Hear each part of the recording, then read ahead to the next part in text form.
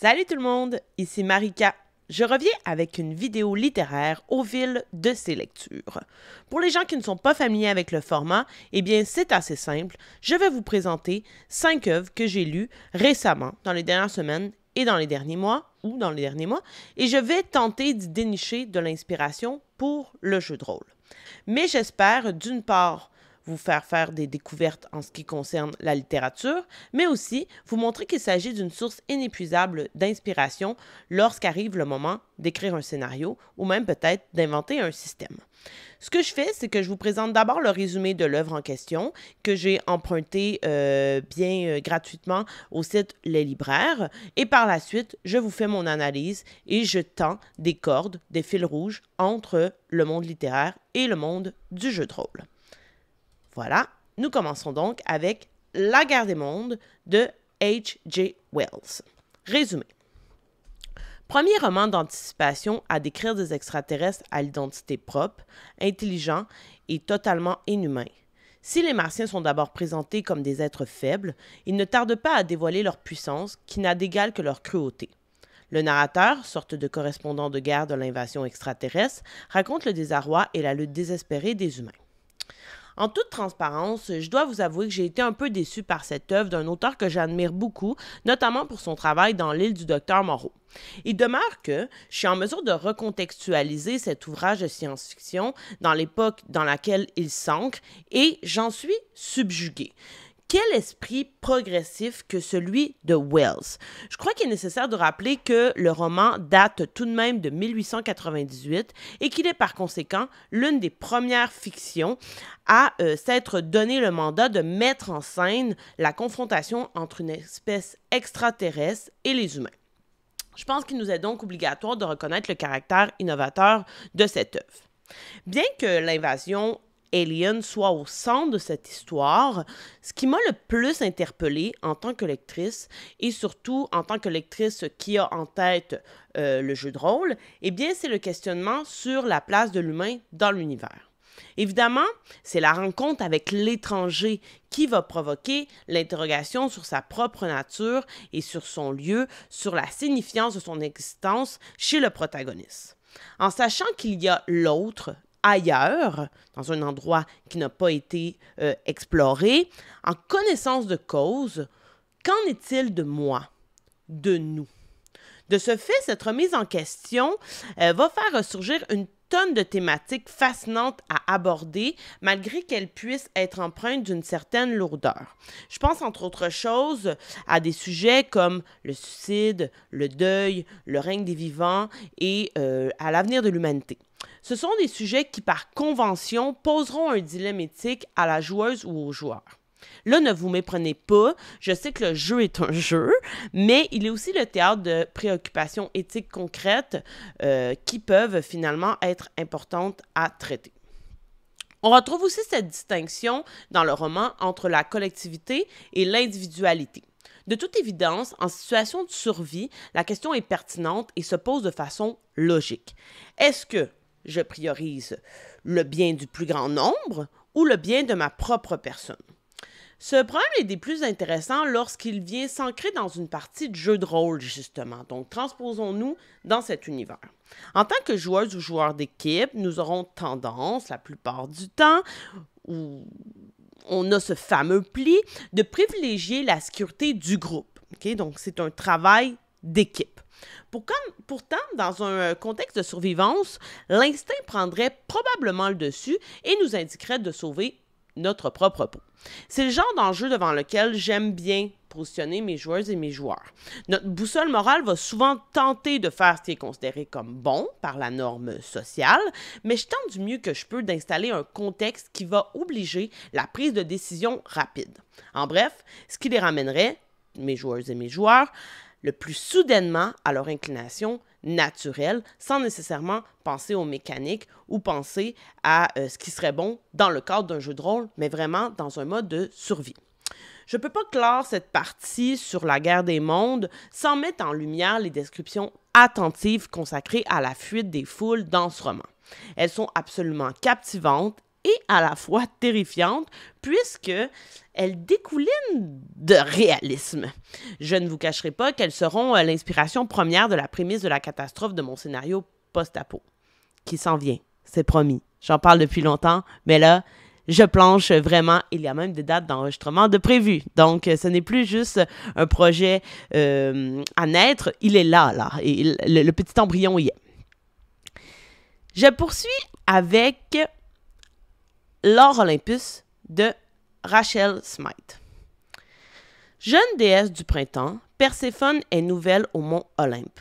Au cours d'une soirée, elle rencontre Hadès, souverain charmant mais incompris des enfers, et tombe immédiatement sous son charme. Une réécriture contemporaine de l'enlèvement de Perséphone par Hadès, mettant en avant des thématiques actuelles telles que les violences sexuelles, la dépression ou le féminisme.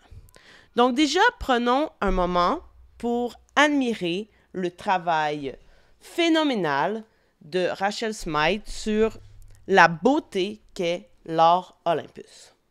Ce sont des BD incroyablement belles où l'utilisation de la coloration est tout simplement fantastique. Je ne peux qu'être subjuguée devant ce travail.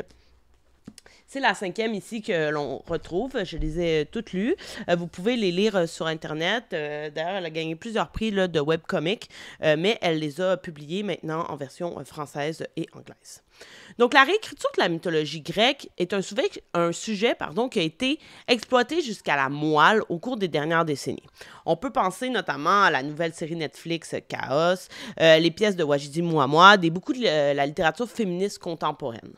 Je comprends l'intérêt, mais je n'y trouve pas toujours mon compte. Je dois avouer en toute transparence que j'ai pas beaucoup consommé de ce genre d'adaptation.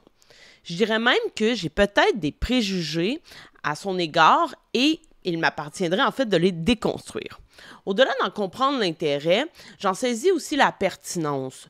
D'une part, les réécritures mettent en lumière le caractère universel de ces récits, et d'autre part, en lui donnant l'opportunité de renaître dans une certaine modernité, on lui donne aussi la possibilité d'une désacralisation du mythe. Et tout ça, Lore Olympus de Rachel Smythe le fait très bien. L'un des aspects particuliers de cette œuvre est le traitement du temps. Et je pense que cette manière de faire pourrait être inspirante pour un scénario de jeu de rôle du genre relecture modernisée. La majorité des actions et des situations prenant place dans l'histoire de Lore Olympus se déroulent à notre époque. Et nous pouvons le constater grâce à l'utilisation d'une technologie contemporaine. Donc, ils ont des téléphones, il y a les réseaux sociaux, ils utilisent des voitures. Bon, vous voyez un peu où on s'en va. Toutefois, lorsque les personnages vont se retrouver dans le royaume des mortels, eh bien, nous revoilà à l'ère des mythes initiaux. Cette idée éveille en moi ce désir de diviser un monde inspiré du mythe, mais clivé en 2 temps. Parce que je trouve ça vachement original de voyager finalement d'un endroit à l'autre, mais systématiquement aussi d'un temps à un autre. Je trouve ça particulièrement intéressant. D'autant plus que l'utilisation de l'ellipse temporelle est fréquente dans Lore Olympus et qu'elle va permettre de comprendre plusieurs éléments centraux et d'importance capitale pour le développement des personnages, oui, mais de l'intrigue également. Donc, ça ne sert pas juste finalement à approfondir la personnalité, le passé des personnages, mais ça va aussi avoir un incident automatique sur la narrative qui est dans le présent, finalement. Je sais que cela s'est déjà fait souvent dans le jeu de rôle, OK? On a plusieurs exemples sur la chaîne, justement, de l'utilisation de l'ellipse temporelle, mais j'aspire à être aussi habile à mêler des temporalités différentes dans mes scénarios, et ça, pour le bien de l'histoire d'abord et avant tout, même si je suis une grande admiratrice du développement de personnages, que je veux toujours en savoir plus sur le personnage de mes joueurs et de mes joueuses, et que j'essaie énormément de finalement fignoler mes histoires autour d'eux, je veux aussi que l'histoire avec un grand H ait une importance dans le scénario et je pense que de pouvoir justement voguer d'une temporalité à l'autre, que ce soit à travers l'ellipse ou à travers des lieux qui ne s'inscrivent pas dans la même époque, ça peut être super intéressant. Je ne pourrais pas passer sous silence la possibilité d'aborder des sujets sensibles qui n'étaient pas considérés comme tels à l'époque de l'écriture et de les adresser avec nos yeux d'aujourd'hui. Autre raison de s'en inspirer dans le jeu de rôle. Donc, ce que je veux dire par là, c'est que, bien, il y a beaucoup de tragédies grecques qui ont été écrites à une époque où, évidemment, on n'avait pas les mêmes considérations sur certains sujets. Notamment, par exemple, je pense aux violences sexuelles dans le cas de Lord Olympus. Donc, de ramener ces sujets-là, justement, qui sont évidemment toujours d'actualité, malheureusement, dans une époque moderne, mais en utilisant toujours le genre de la tragédie, je trouve que c'est une bonne façon de les remettre en lumière et de redonner finalement ces lettres de noblesse aux victimes en maintenant les considérant et en mettant les yeux sur ces véritables tragédies pour ne pas reprendre le mot. Donc voilà pour Lord Olympus. Je me jette maintenant dans quelque chose que vous connaissez bien si vous m'avez suivi dans les vidéos précédentes, puisque je pense que dans les 2 vidéos, j'ai parlé de Michael McDowell. Je vais encore en parler, mais cette fois-ci, je vais parler de son récent roman. Ce n'est pas le plus récent. J'ai vu qu'il y en avait un qui était paru en septembre, sur lequel je ne me suis pas encore jetée parce que là, ma pile à lire, elle est ma pile à livre. C'est un excellent, jeu de mots. Elle est énorme, donc ne vous inquiétez pas, je me jetterai dessus. Mais cette fois-ci, je vous parle de Cathy. Résumé. Cathy Slapp est dotée d'un don de voyance. Il lui suffit d'effleurer un autre être humain pour en connaître tous les secrets. Pratique lorsqu'on appartient à une famille d'escrocs. Philomela Drax est tout le contraire de Cathy. À travers le New Jersey du 19e siècle, New York et Boston, les 2 jeunes femmes se pourchassent et s'affrontent, l'une armée de son intelligence et d'un profond désir de vengeance, l'autre d'un marteau. Un roman aussi sanglant que captivant. J'espère que vous n'êtes pas ennuyés de m'entendre parler de Michael McDowell parce que c'est exactement ce que je m'apprête à faire à nouveau. Donc, vous pouvez arrêter la vidéo maintenant si vous êtes comme « Cette fille est complètement déjantée, elle ne lâche pas le morceau ». Je vous le montre encore une fois parce que, sérieusement, cette maison d'édition, Toussaint Louverture, si je ne m'abuse, a tout à fait un travail phénoménal en ce qui concerne la réédition de ces romans, qui est magnifique. Sérieusement, là, elle est toute ouvragée. Quand tu la touches, là, on peut sentir le travail de l'enluminure. Donc, je tiens tout de même à vous prouver que je suis un être nuancé, puisque je n'ai pas adoré ce roman de mon auteur chouchou. Donc, vous voyez que je suis capable de faire la part des choses. Il reste que certains points méritent une mention, notamment en lien avec le jeu de rôle. Donc, d'une part, Cathy, c'est une histoire de vengeance pure et dure. C'est coup bas par-dessus coup bas. C'est assassinat, violence, menace, vol, et on repassera, et ce, à travers une virée dans l'espace, mais également dans le temps. Donc, on va nous barouetter de New York à Philadelphie sur plusieurs années.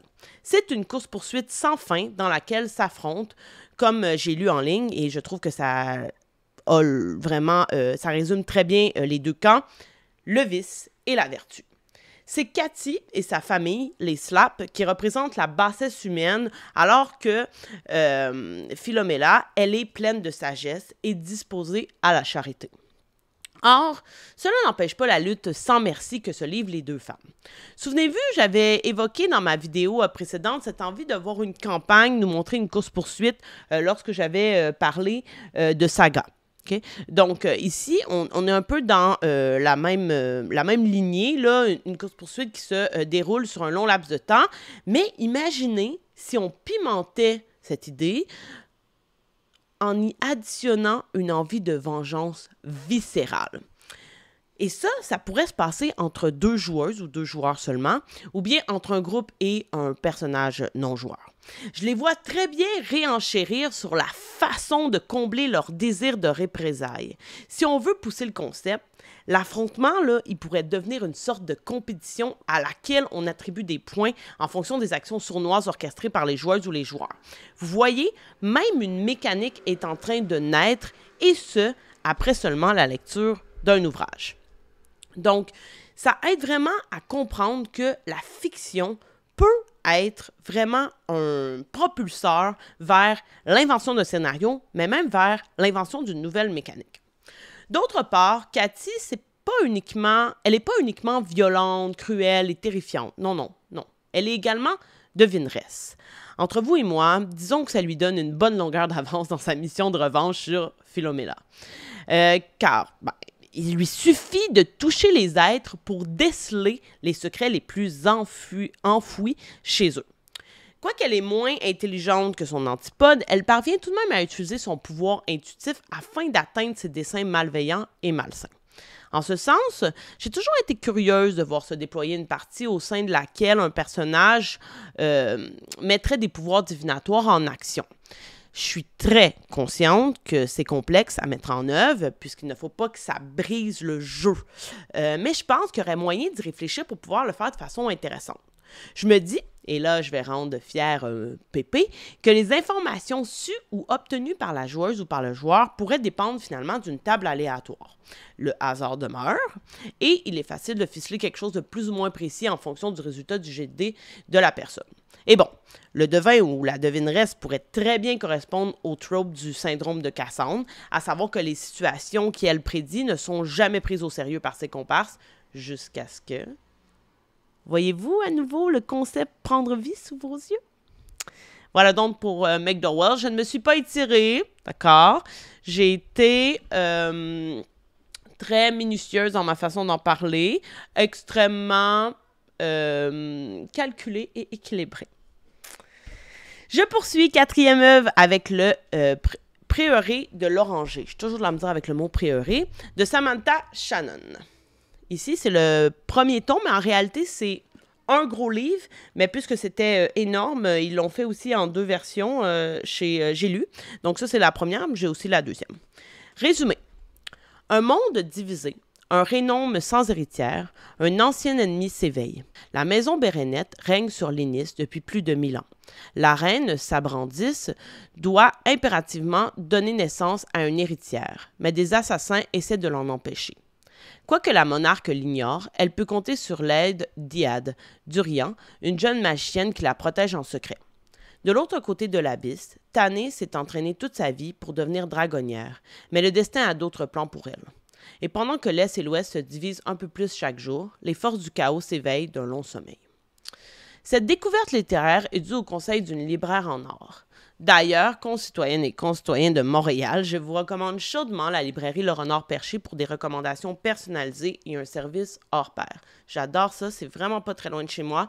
C'est plutôt récent, je crois qu'on en est peut-être à la 2e ou 3e année, je crois que c'est 3e année de l'existence de cette librairie, qui est d'abord une librairie destinée aux jeunes enfants, donc j'y vais souvent avec mon fils, mais il y a vraiment aussi une grande section adulte.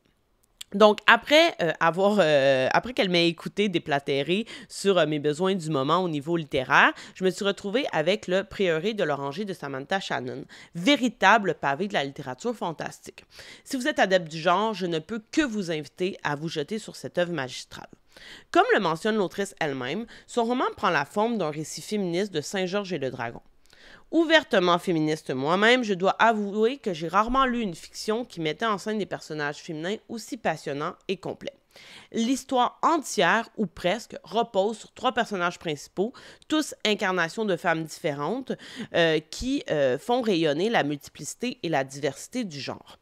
La reine Sabran, Ead Durian et Mitouchi Tanné sont toutes à leur façon intrigantes, mais aussi, et je pense que c'est là le point le plus important, imparfaites.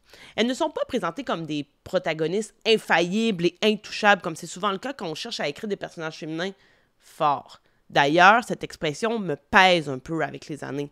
La force d'un personnage ne réside pas systématiquement dans ses aptitudes physiques et mentales, mais aussi dans son réalisme, dans son attitude face à l'adversité et dans sa capacité d'introspection. Et ça, Samantha Shannon l'a bien compris. On ne la compare pas au grand George R. Martin pour rien. La complexité des individus auxquels elle donne vie est concrète, mais tout de même marquée d'une certaine sensibilité. C'est qu'il le faut lorsqu'on se donne le mandat de renverser les rôles établis, de féminiser le genre de la fantasy. Sans surprise, j'apprécierais beaucoup voir une partie ou un système, peut-être que ça existe déjà, pardonnez mon ignorance, qui a pour objectif d'intervertir les positions de pouvoir liées au genre. D'autant plus qu'il me semble que c'est hyper facile à orchestrer et adaptable à quasi n'importe quel jeu. Il suffit d'attribuer les statuts de puissance aux femmes ou aux personnes non-binaires. Ça me semble pas sorcier, non? Bien sûr, je suis au courant que des peuples matriarcaux existent dans des univers archi connus. Là. Prenons simplement les elfes noirs dans Donjons et Dragons. Mais j'ai cette impression que ça vient toujours avec un penchant un peu malsain et toxique.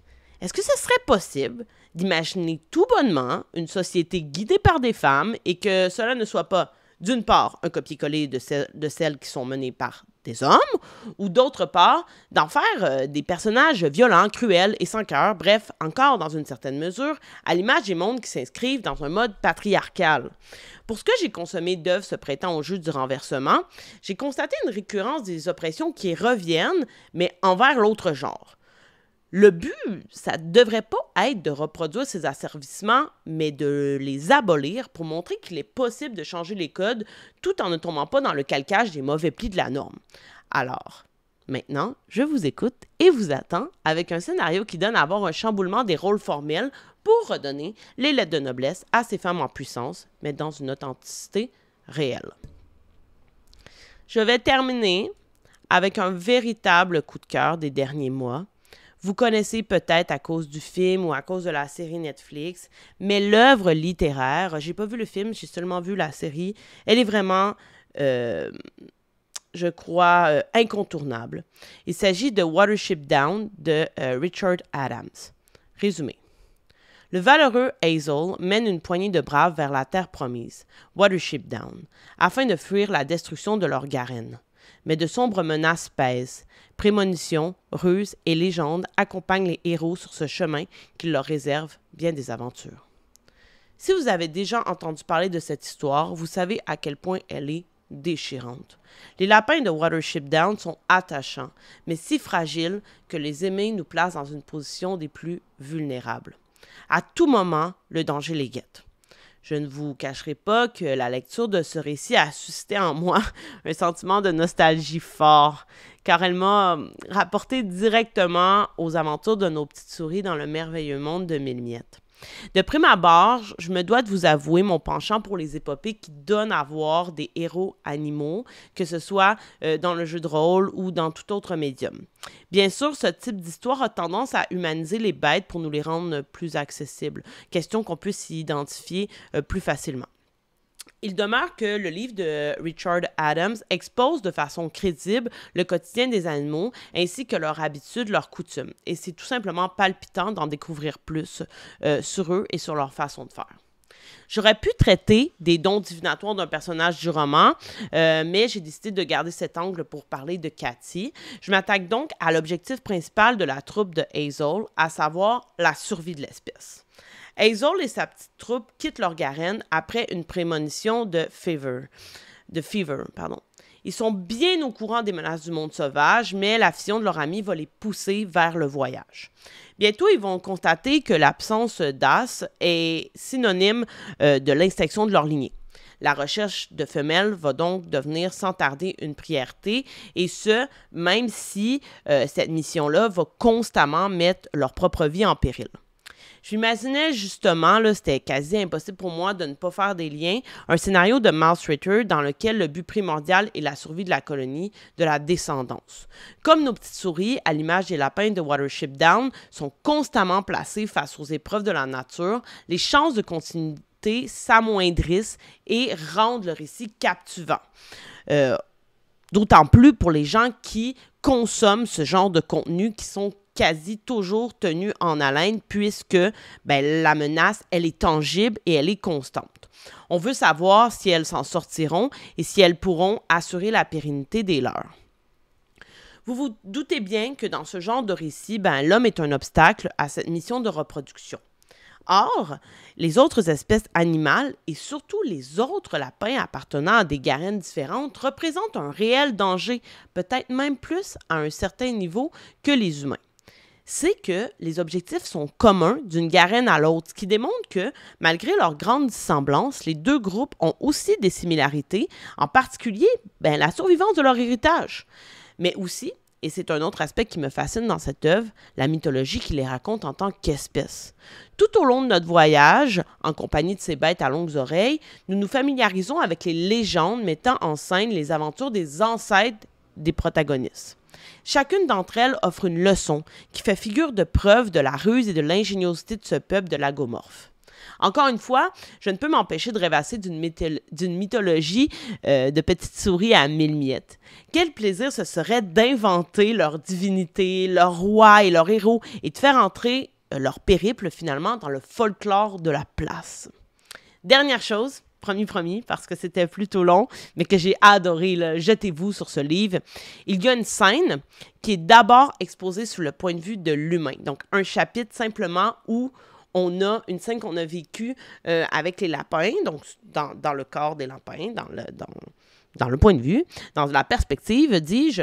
Mais ensuite, on revoit cette scène où c'est l'inverse, là, je ne me rappelle plus laquelle est exposée en premier, selon les humains. Et j'ai adoré cet angle-là. Je voudrais justement qu'on s'en inspire pour une partie mettant en scène des personnages du règne animal, de vraiment revivre une scène. On a déjà parlé d'ailleurs de ça, d'en discuter entre les dés, je pense qu'on parlait de films, mais sous la perspective des humains. Donc voilà, je vous ai présenté mes lectures des dernières semaines. La vidéo a un peu tardé, là. J'ai eu le temps de lire d'autres choses depuis qui m'ont vraiment inspiré, notamment Station Eleven, de l'œuvre de laquelle nécessairement je vous parlerai là, dans la prochaine vidéo, qui m'a beaucoup inspiré pour mon scénario post-apo. Donc, il ne devrait pas trop tarder avant qu'il y ait une autre vidéo au fil de mes lectures. J'espère justement que vous l'attendrez avec impatience, que celle-ci vous a un peu rassasié. Si c'est le cas, je vous invite à mettre un petit pouce sur la vidéo, ici, sur YouTube, à continuer à nous suivre sur Facebook. Il y a vraiment beaucoup de nouveaux projets qui arrivent. Je pense que l'automne nous a redonné beaucoup de créativité. Vous pouvez donc aller voir sur Patreon pour les exclusivités parce qu'il va y en avoir énormément. Les Duchés aussi, ça va revenir très bientôt. Donc, c'est le moment là, de nous suivre, de vous abonner parce que vous allez en avoir pour votre argent. Merci d'avoir été là et je vous souhaite bonne lecture dans les jours à venir. Bye!